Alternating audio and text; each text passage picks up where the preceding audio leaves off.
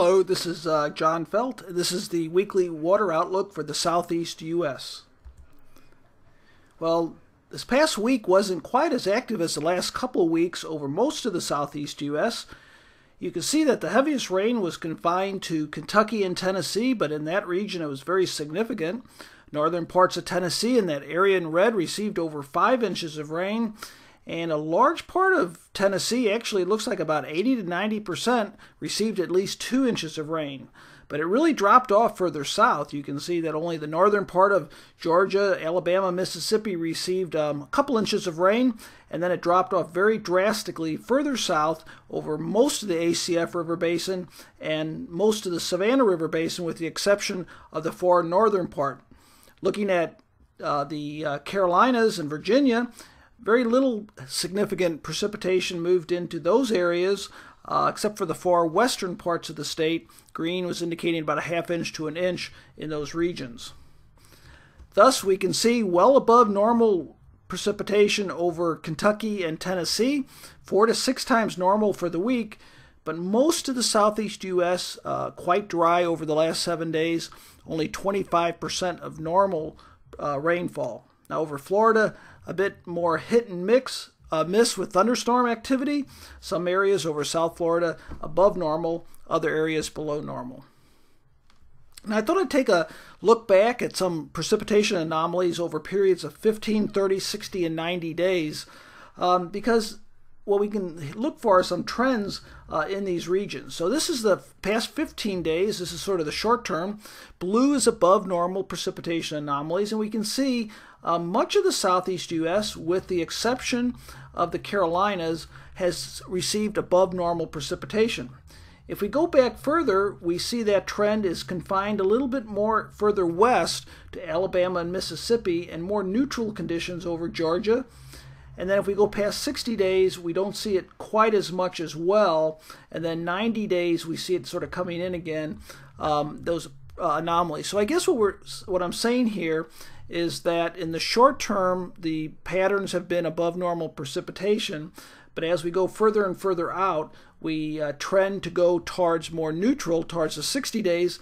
And then we get back into the 90 days. What we see is that above normal pattern that helped alleviate the drought a while back. So what I'm saying is that these precipitation trends have not been all that consistent. They've sort of been hit or miss over the region, sort of kicking in and bringing above normal rainfall, and then sort of sliding out for a month or so.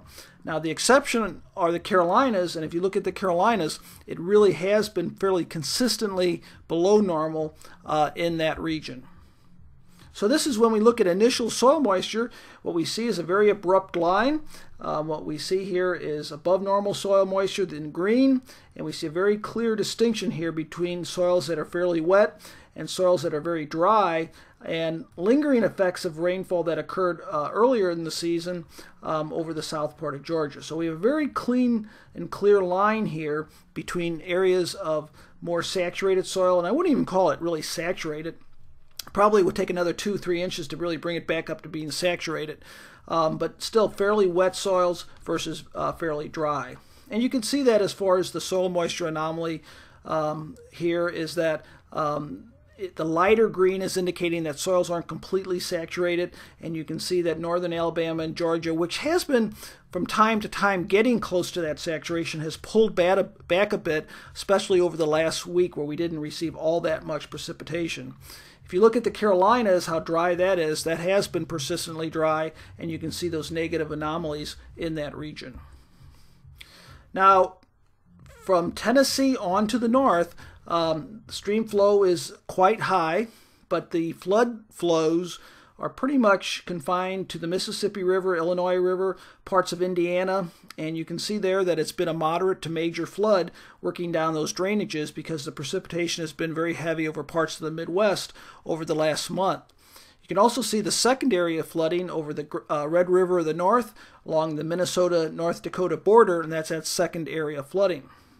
Now for the southeast U.S., we're past the peak of flood season. We're still fairly high in that, but because green up has occurred or is in full occurrence at this time, it's going to drop very quickly over the next couple of weeks or the next month. So I think other than getting some localized rain, the more widespread flood event season most likely is past. I think we have to be a little cautious still in parts of Mississippi and Alabama, but I think we're really, the risk of that has dropped from its peak, and it's probably going to continue to drop. That doesn't mean we don't have a chance for flooding, because we could have more localized flooding, but that widespread basin scale, region scale flooding threat most likely has diminished and is on the way down. Now, severe weather, I just thought it would be interesting to sort of show severe weather for April as we get close to the end of the month. Blue are wind reports, red are tornado reports, and green are hail reports. And you can really see sort of a scattering across the whole area, including the southeast U.S. I did want to sort of point out that the Carolinas have had definitely a greater cluster of wind events. And if you look at the red, southeast U.S. is well represented by tornado touchdowns so far, and not as much in the Great Plains region here. You can see not a whole lot of tornado activity. A couple events in Oklahoma, right here, these red events, but for the most part, right now it's been very scattered across the country and not really a very strong cluster, but definitely a number of tornadoes in Alabama, Mississippi, and Georgia so far this severe weather season. So here's the big picture this week. What we're going to start off with, green is the jet stream early this week, and you might remember last week I mentioned we were having this positive Arctic oscillation. Well, the jet stream has pulled up to the north, and it's keeping the action for the most part a bit to our north, but by the late in the week the jet stream will be dipping down south again, and we will have a closed low in the Midwest. Now, most of the energy that's going to produce precipitation will be associated with that closed low, but there could be enough energy in that southern part of the jet stream to bring a chance of some showers and storms over the southeast U.S., but I really think it's going to be a little bit more of a scattered event, not all that organized, and most likely not all that heavy except in a few localized areas. So here's the precipitation forecast for the week. I wouldn't put a whole lot of high confidence in these pockets of 2 inches. I think these can change quite significantly as we go through the week. But you can see that it does look like generally a wet week with modest amounts of precipitation. Blue is only a 1/2 inch to 3/4 of an inch for the most part, but there will be some of these pockets of heavier precipitation. And it would certainly be nice if these did form over the Carolinas, because that's the area most in need of rain. And it is possible, because that jet energy will be lifting up to the north there, and it is possible that could be bringing some jet energy into the Carolinas and enhancing rainfall. But like I said, the precise location of these spots of heavier rain is highly uncertain at this time.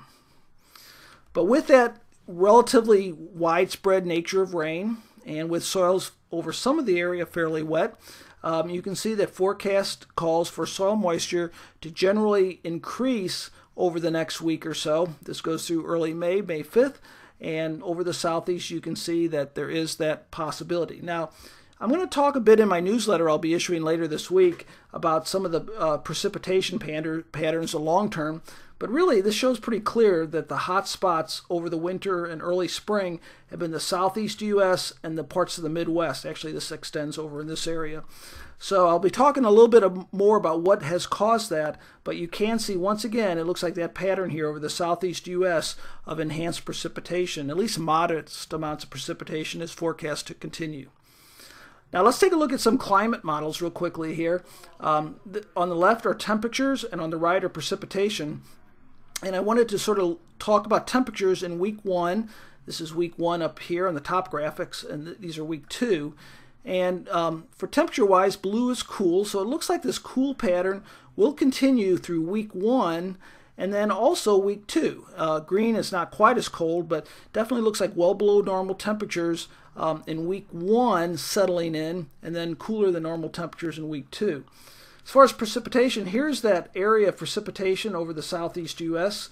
That's most likely the HPCs or WPCs right now.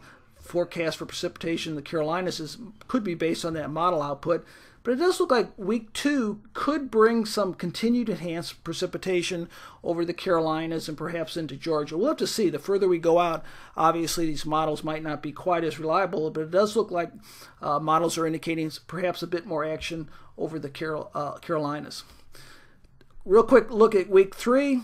it looks like right now this is week 3 and week 4, and it looks like week 3 and week 4, the overall patterns aren't all that clear at this time. It is tending towards a drier week 3 and more of a neutral week 4. But right now I don't see any real strong patterns in week 3 or 4. It looks like it could be more of a normal type precipitation patterns during that time frame.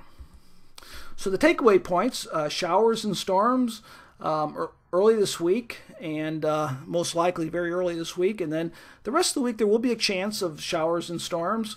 Heaviest precipitation currently is forecast over parts of the Carolinas, but we'll see how that turns out. I think that's fairly low confidence right now. And then week 2 there could be some precipitation, but after that it looks like it could be diminishing quite a bit over the next later in week 2 into weeks 3 and 4. You know, if you ever have any questions about my briefings and I'm not answering, maybe a question you might have, feel free to email me at john@bluewateroutlook.com. I will be issuing my newsletter later this week, and I will be providing another weekly water outlook next Sunday. Thank you for listening.